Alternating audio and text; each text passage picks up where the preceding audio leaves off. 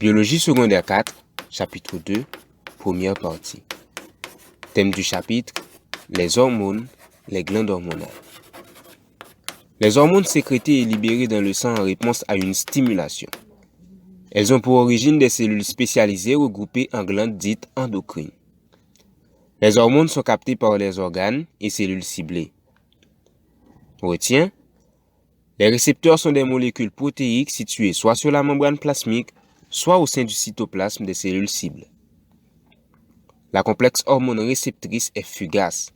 Dès sa formation, il déclenche la traduction du message hormonal, la molécule hormonale son rôle achevé, la liaison hormone-récepteur est détruite et la molécule dégradée est éliminée par les reins. Les hormones assurent la transmission d'informations entre organes, parfois très éloignés.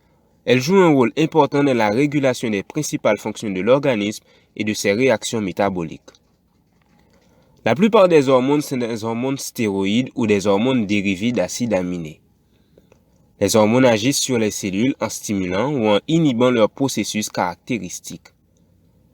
Dans les cellules cibles, les stimuli hormonaux provoquent des modifications de la perméabilité membranaire, l'activation ou l'inhibition d'enzymes, le déclenchement de l'activité sécrétrice et l'activation de gènes.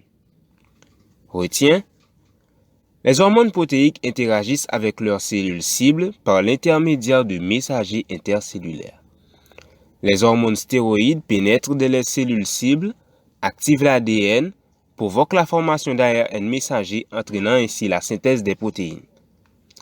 Quel que soit son mode d'action, une hormone ne déclenche jamais un processus qui n'existe pas. Son rôle consiste à modifier l'amplitude d'un processus préexistant. Retiens, la glande thyroïde est située dans la partie antérieure du cou. Elle repose sur la trachée. Elle contient des amas cellulaires, les follicules thyroïdiens qui renferment la thyroglobuline, dont les hormones thyroïdiennes dérivent.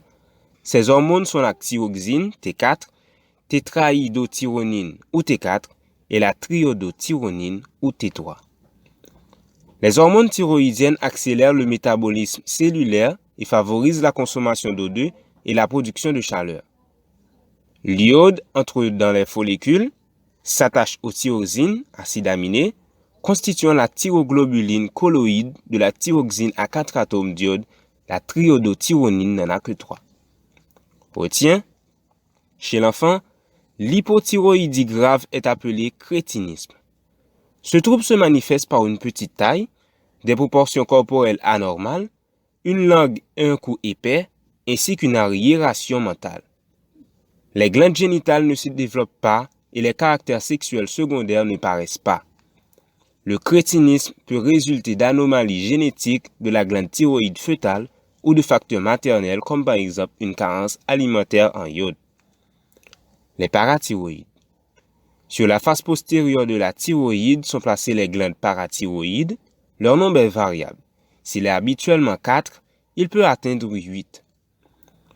La parathormone, PTH, est l'hormone protéique produite par les parathyroïdes. Elle a pour principal effet d'élever le taux de calcium ionique en stimulant 3 organes cibles. Quels sont ces organes cibles? 3 événements simultanés suivent la libération de parathormone. Premièrement, les ostéoblastes digèrent une partie de la matrice osseuse et libèrent du calcium ionique et phosphate dans le sang. Deuxièmement, les cellules de tubules rénaux réabsorbent plus d'ion calcium. Troisièmement, les cellules de la muqueuse intestinale absorbent plus de calcium. Retiens, les organes cibles des parathyroïdes sont donc le squelette, les reins et les intestins. Retiens, l'hyperparathyroïdie cause l'hypercalcémie et une perte osseuse très importante.